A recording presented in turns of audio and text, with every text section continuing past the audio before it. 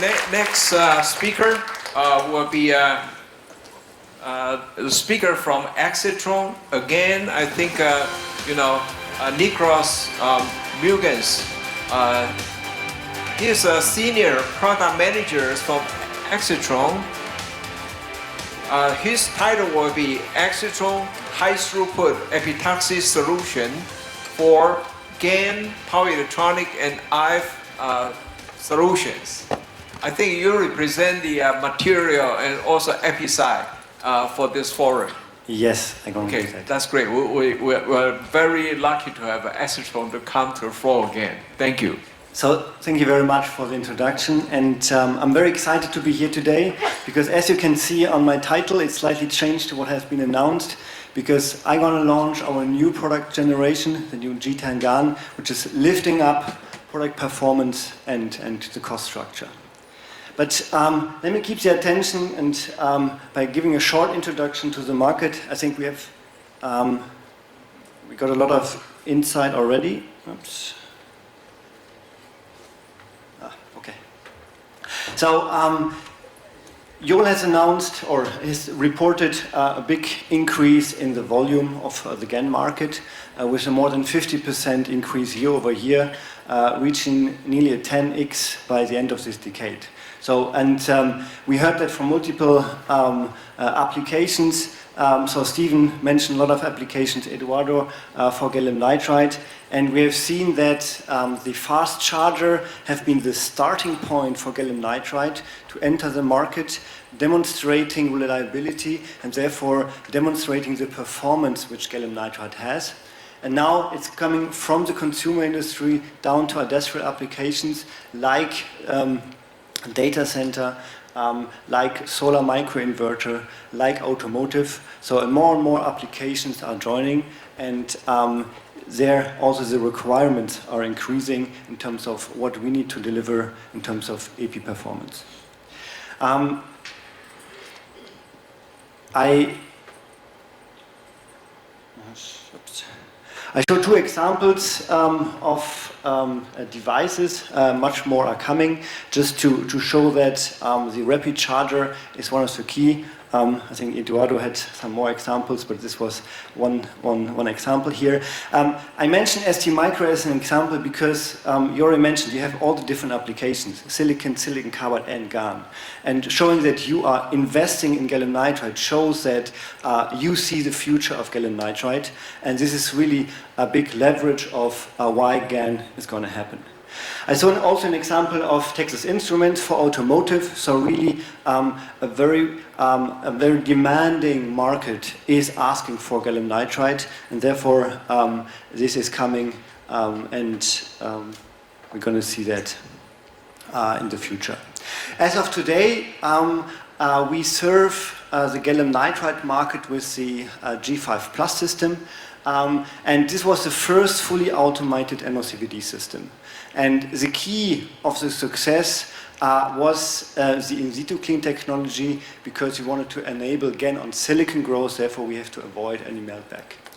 And this platform is so successful with a very high market share because we have a cluster approach with our batch reactor capacity, which enabled the today's lowest cost. But looking forward, something's happening here. Oops. This one is next.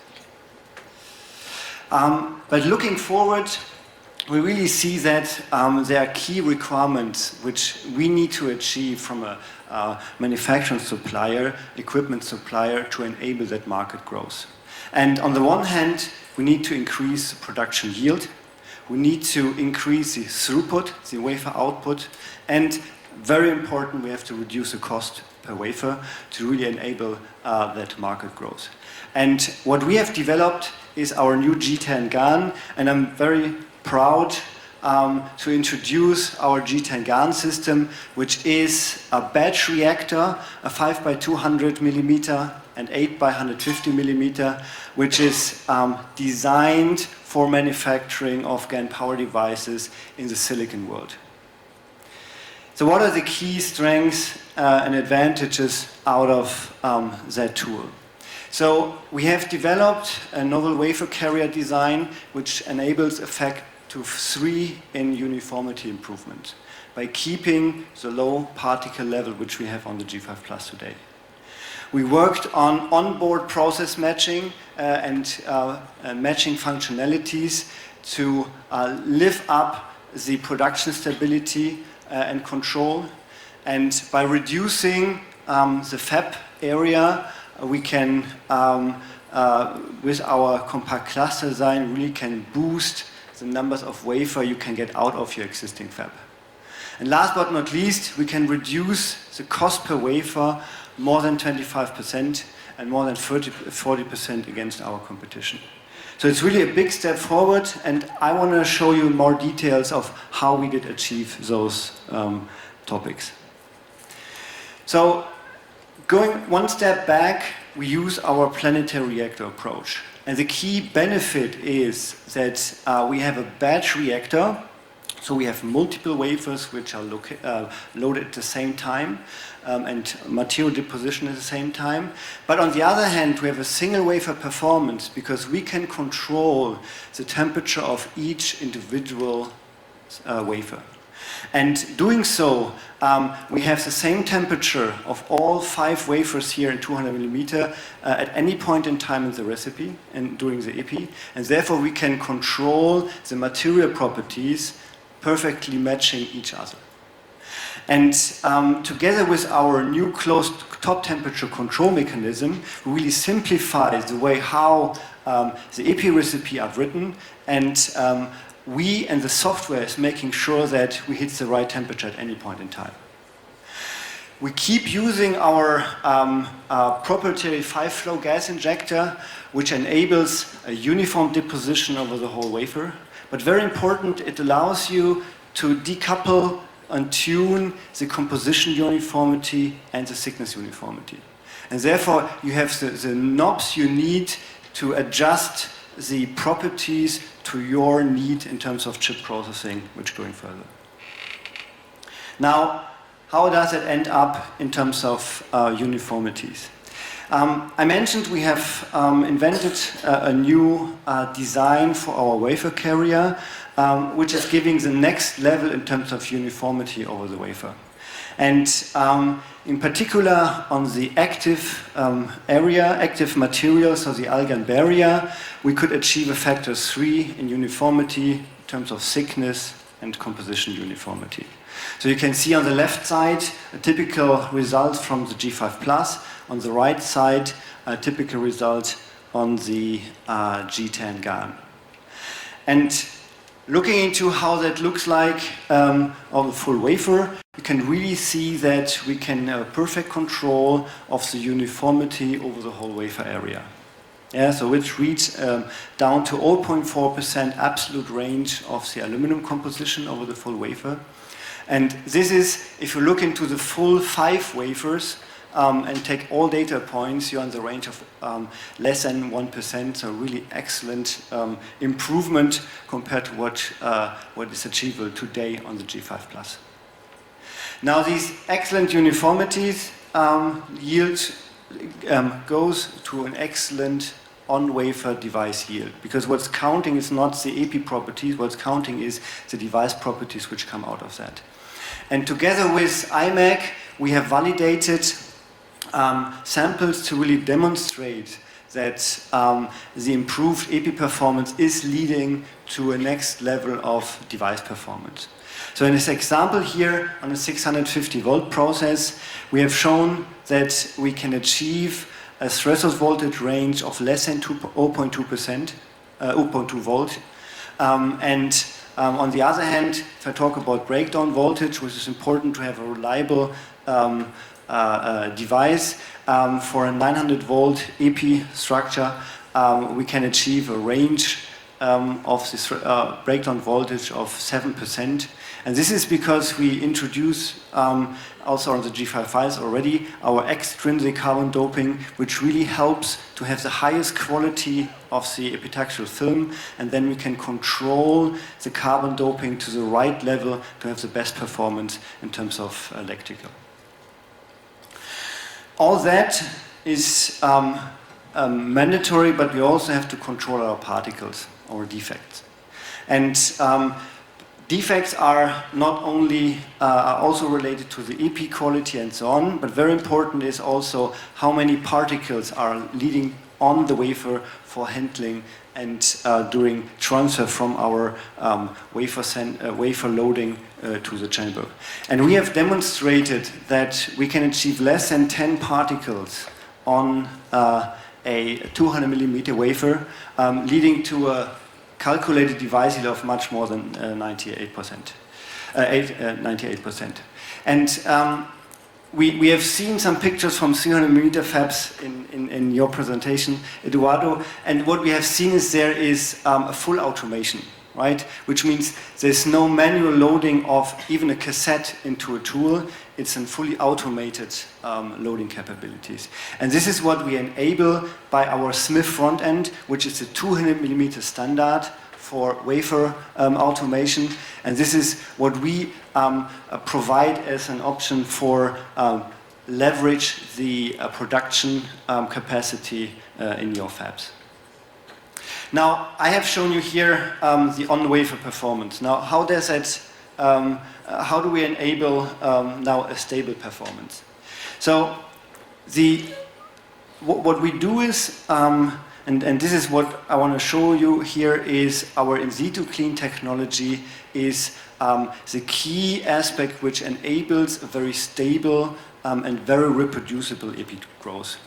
So what we do is we load the wafer at up to 600 degrees C to avoid massive temperature ramps, right, which is beneficial for the time throughput, also beneficial for the lifetime of the component in the reactor.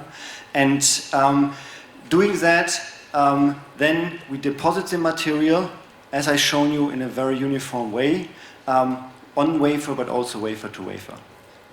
Then we unload the wafer, again, at up to 600 degrees C, and then there's no part exchanges, no air brake necessary, because what we're doing is we're doing our in situ clean, which is then enabling to reset the reactor and therefore have an excellent reproducibility. And we have worked a lot on the lifetime of our components so that we can enable maintenance frequency which is beyond a month. So therefore, the numbers of interactions to that tool has been significantly reduced to what you know today. How does it look like in terms of data to prove that reproducibility? So what I show here is a very short six run campaign, but these are 30 wafers, and I show 1 wafer per run. And what I want to demonstrate here with these in situ traces is that any minor change of temperature or flows will directly impact the growth rate, which you can see in the reflectance, which is perfectly matching, but in particular on the wafer bow, which is very sensitive to any change. And you can see here that during this campaign, you see that there's a perfect matching of all the runs which we have shown. But this is just a small campaign. How does that extend? We have done a very extensive qualification of our tool, and what we have proven is that the performance is maintained over a long period of time. The upper chart, you can see that we have achieved more than 200 runs before before maintenance is needed, and even after maintenance you can get the same on-wafer performance here in terms of thickness uniformity. On the other hand, this is just one tool. What about chamber-to-chamber matching? And also here we work with a partner to validate that the performance can be maintained from one chamber to the other by showing here a long qualification where we looked for more than 7 months of each of the chambers and have demonstrated that the within wafer aluminum composition uniformity of the Algon barrier can be maintained within a plus/minus 0.1% range. So very stable from wafer to wafer, very stable from run to run, and scalable, therefore chamber to chamber achieved. Now, how do we enable the chamber-to-chamber matching? We have worked, and we call that smart system functionalities. In the end, what we did is we tried to analyze and take all the data which is generated during EP run and use that for the control of our tool. And therefore, we can automatically analyze specific layers of the EP. And in particular, what we do is, I just mentioned the in situ clean, where we reset the reactor hardware.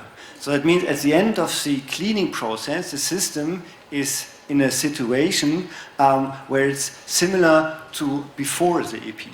And every run and after maintenance. And we use that information, so that temperature, uniformity, and distribution, to check whether our system is behaving as expected.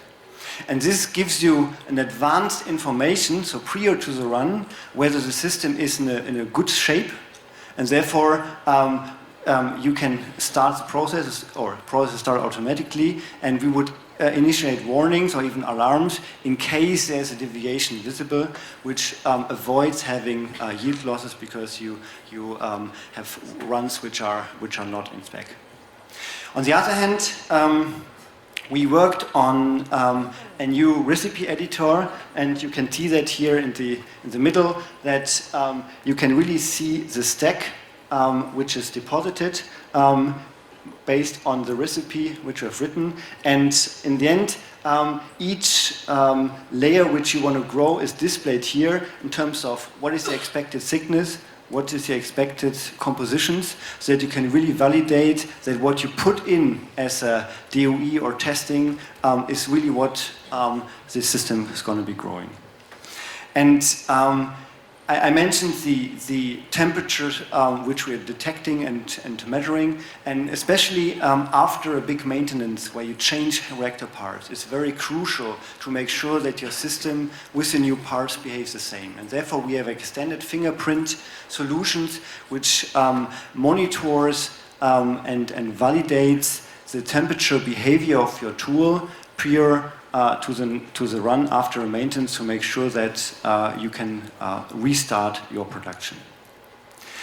Last but not least, chamber matching. We have implemented a bunch of onboard diagnostic functions to check the key functions in terms of what is needed to enable a continuous growth, which is flow, pressure, and temperature.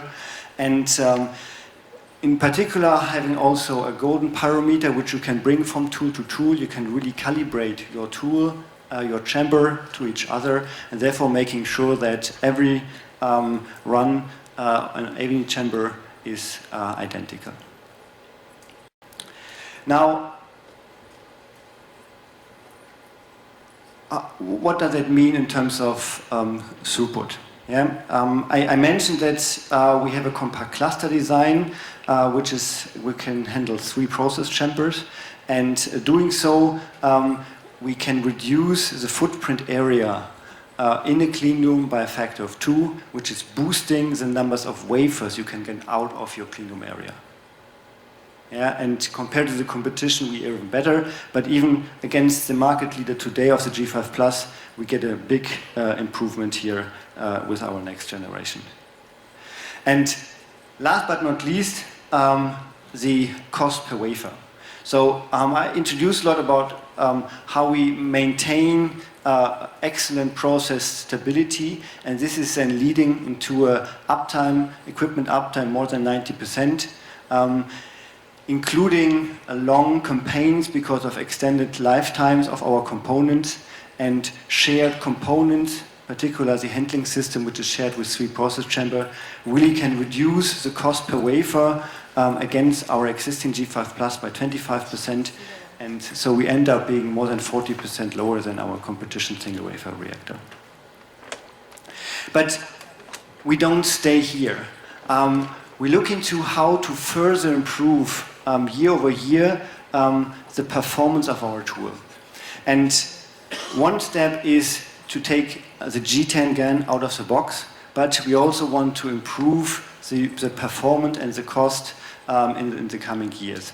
And this is why we worked a lot on improving the flow and therefore the throughput of our tools, and by enabling shorter cleaning time, faster transfer, and reduced AP time.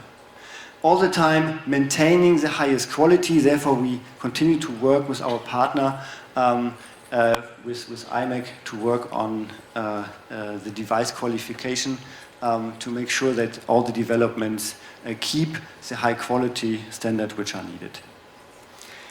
Even more, the throughput improvement can be achieved on the lower voltage, because as of today, most low voltage application is just a reduced thickness based on the same recipe type which you're using for 650 volt.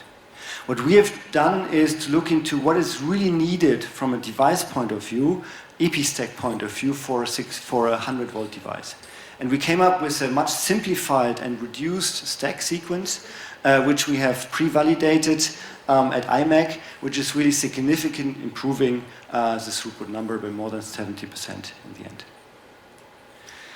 Last but not least, we heard about the automotive applications, and yes, you can do multi-stacking of devices, but the question is, can we develop also a 1200 volt device on silicon? And here we are working to provide thicker AP to enable more than 1200 volt on wafer for the devices, and which is something where we want to contribute to have the automotive as a key implementation for the future to pass the way for further growth. Last but not least, the G10 Gan, and I'm very happy that we have achieved the Supplier Excellence Award by Texas Instrument, showing that the G10 Gan, which I just introduced to you, has proven the production quality which is needed to bring the G10 Gan into mass production.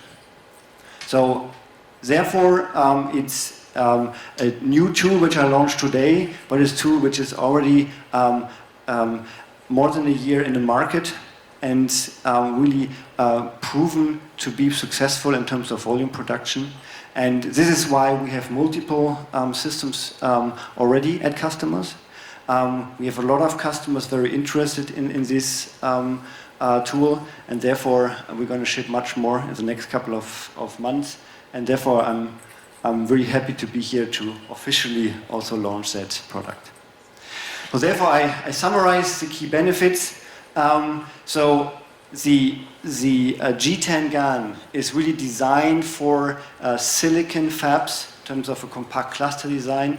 It comes with advanced best known methods recipes, enabling the highest yield with our novel technologies, and guarantees the maximum clean utilization with our C-chamber approach. And all the learnings which you might have based on the G5 Plus can be directly transferred, because they're very easy process transfer from generation to generation. And therefore I thank you for the attention and open for questions. Thank you, Nicolas. I think every year you bring in some new tool to the community. We love it. However, question coming in.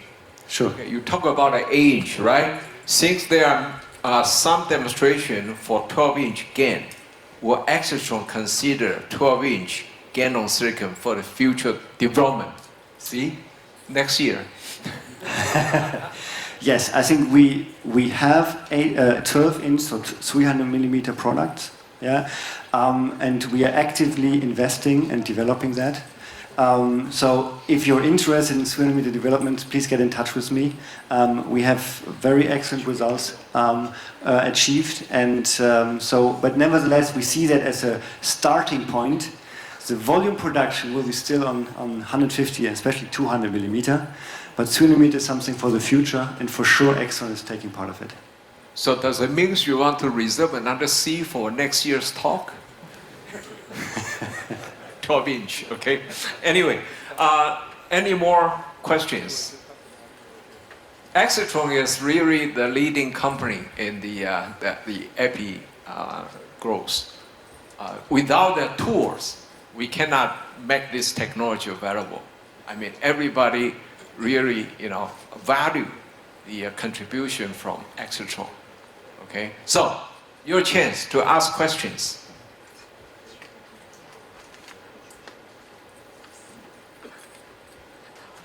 Okay, if not, maybe I give you one questions. Okay, I read the history. Your company actually not that long. People always talk about 30, 40 years. Why make you so successful just within 10 years? I think we have a long history based on LED application, right? This is where MOCVD gets started, arsenic phosphide and gallium nitride.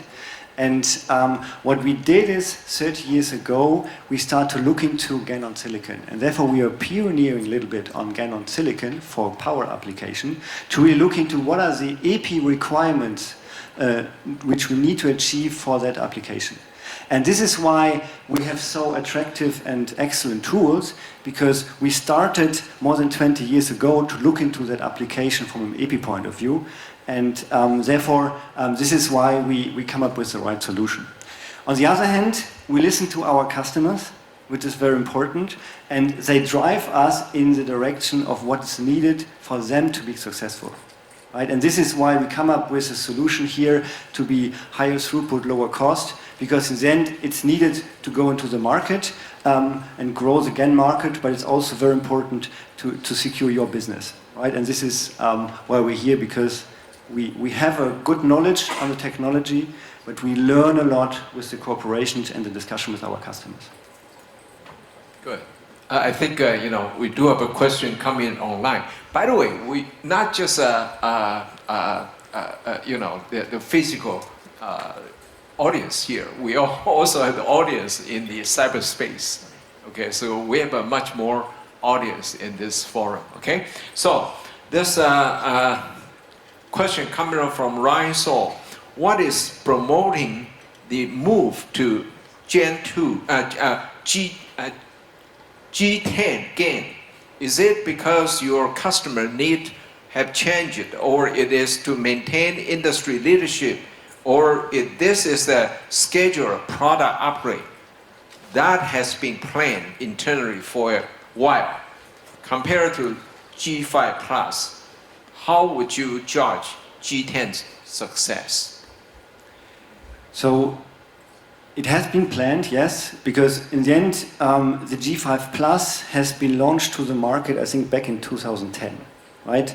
And then transferred, we introduced a lot of new functionalities. On the other hand, we have seen that there are certain limitations today on the G5 Plus. And this is why we looked into, okay, what do we have to do differently? And in particular, we looked into what are the new requirements in terms of silicon style requirements, right? Because MOCVD was not silicon style. We have to be very clear here.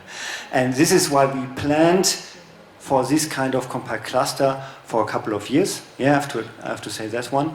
And it's the reason why we're launching this now is because we see the momentum of gallium nitride. And we see, and ST said that new fabs are rising. And to plan new fabs, they also have to think about, okay, what is the right capacity on fab? And therefore they ask, okay, how can I get the maximum out of my fab capacity? And this is why we trying to improve. And as also I mentioned, we don't stop here, right? We're doing the next step with our G10 Gan, which we're now going to roll out. But then we already plan the next steps to give you a continuous cost improvement, throughput improvement, quality improvement. So this is our ambition to be and to keep having this market leadership in terms of equipment supply. And so it's a race. So you are inviting STMicro to consider 12-inch fab. Next step, right?